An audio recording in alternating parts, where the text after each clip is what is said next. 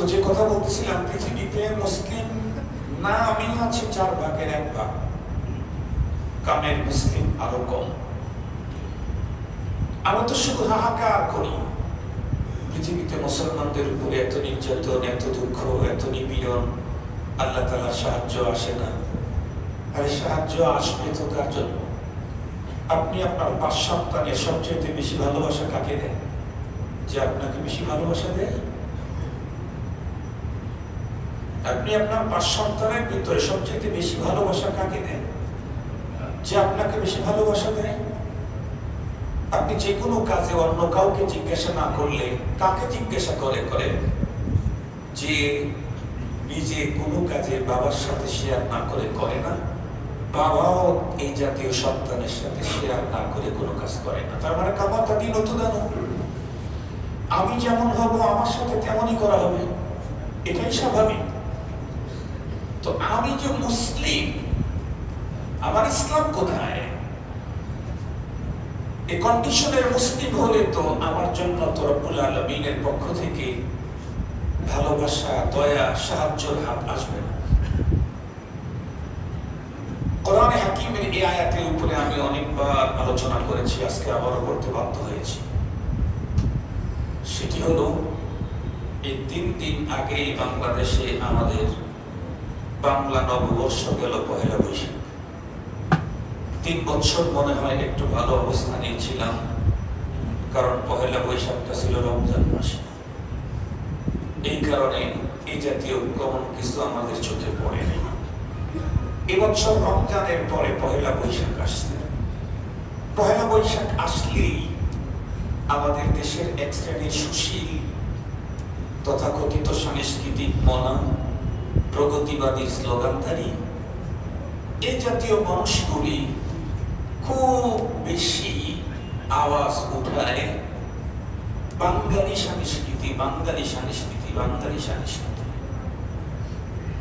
এই জাতীয় কথা খুব আওয়াজ উঠায়।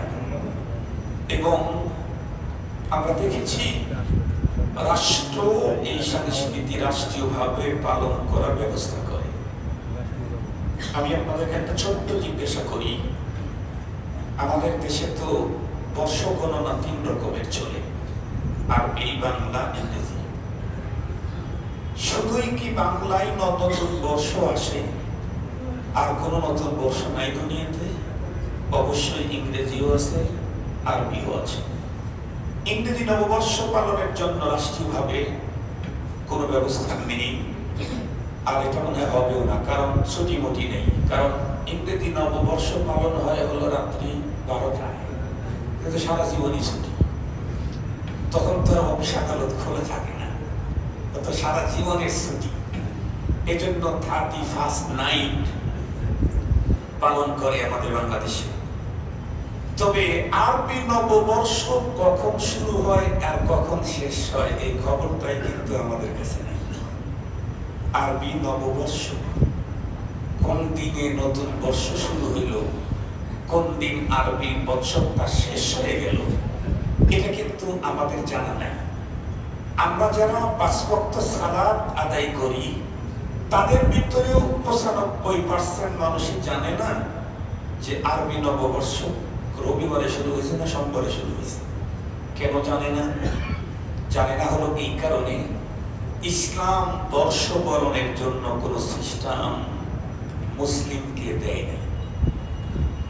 ইসলাম বর্ষবরণের জন্য কোন সিস্টেম মুসলিমকে দেয় নাই।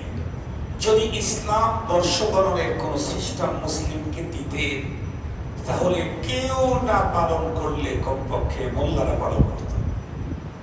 কেউ যদি পালন করত না, কমপক্ষে মোল্লারা এটা পালন করত। কিন্তু মোল্লারাও পালন করে না। কেন? ইসলাম এখানে সিস্টেম দেন নেই। এজন্য কখন নববর্ষ আরবি শুরু হয় আর কখন শেষ হয় এ সম্পর্কে আমাদের অনেকেরই জানাই নেই। ইসলাম আমাকে কি আনন্দ করতে দিবে না? তো দিবে। ইসলাম কি আমাকে এই কি বলে আমোদ প্রমোদ করার জন্য পারমিশন দিবে না? অবশ্যই দিবে এবং দিয়েছে। কোরআনে হাকিমে আল্লাহ তাআলা স্পষ্ট বর্ণনা করেছেন, আল ইয়াউমা আকমালতু লাকুম দীনাকুম ওয়া আতমামতু আলাইকুম নি'মাতি ওয়া রাদিতু লাকুমুল ইসলামা দীনা। গভীরভাবে কথাটা একটু শ্রবণ করতে হবে। এই আয়াতের এমন মহান ঘোষণা, যে ঘোষণাটির পরে ইহুদি পর্যন্ত ঈর্ষান্বিত হয়ে, লালায়িত হয়ে আমিরুল মুমিনিন হযরত ওমর রাদিয়াল্লাহু তাআলা আনহুর কাছে একবার গেছেন, যা বললেন, আমিরুল মুমিনিন, আপনাদের ধর্মগ্রন্থে আল্লাহ পাকের পক্ষ থেকে এমন এক মহান আয়াত নাযিল করা হয়েছে, যেই আয়াতটা যদি আমাদের ধর্মগ্রন্থে নাযিল হতো, তাহলে আমরা এই আয়াত নাযিলের দিবসটাকে ঈদের দিবস বানিয়ে ফেলতাম। এই আয়াতের প্রতি, ঘোষণার প্রতি ইহুদিদের কি পরিমাণে লালসা। ওমর রাদিয়াল্লাহু তাআলা জিজ্ঞেস করলেন, কোন সে আয়াত? তখন তারা উত্তর করলো, আল ইয়াউমা আকমালতু লাকুম দীনাকুম ওয়া আতমামতু আলাইকুম নি'মাতি ওয়া রাদিতু লাকুমুল ইসলামা দীনা। ফারুক আযম হেসে দিয়ে বললেন, তুমি জানি কি বললে? বলে, এই আয়াত যদি আমাদের ধর্মগ্রন্থে নাযিল হইতো, তাহলে এই আয়াত নাযিলের দিনটাকে ঈদের দিবস বানিয়ে ফেলতাম। ফারুক আযম মুস্কি হাসিতে বললেন, এই আয়াত তোমাদের ধর্মগ্রন্থে নাযিল হইলে তোমরা তো সিঙ্গল ঈদ বানাইতে, তাই না? তোমরা জানো কি আল্লাহ তাআলা আমাদেরকে এই আয়াত দান করতে কোন ঈদের দিনে নাযিল করেছেন, তা জানো না? তো ওমর রাদিয়াল্লাহু তাআলা বললেন, আল্লাহ পাক স্বয়ং এই আয়াত নাযিল করতে ডাবল ঈদের দিনে নাযিল করে দিয়েছেন। তোমরা সিঙ্গল ঈদ বানাতে, আল্লাহ নাযিল করতে ডাবল ঈদের দিনে নাযিল করেছেন। ডাবল ঈদের দিন কোনটা?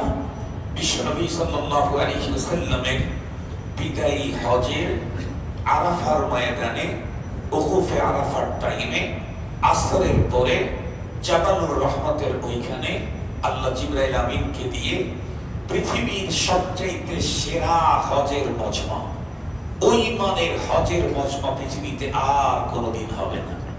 কারণ সেই দিনের হজের প্রত্যেকটা হাজি জান্নাতের সুসংবাদ প্রাপ্ত।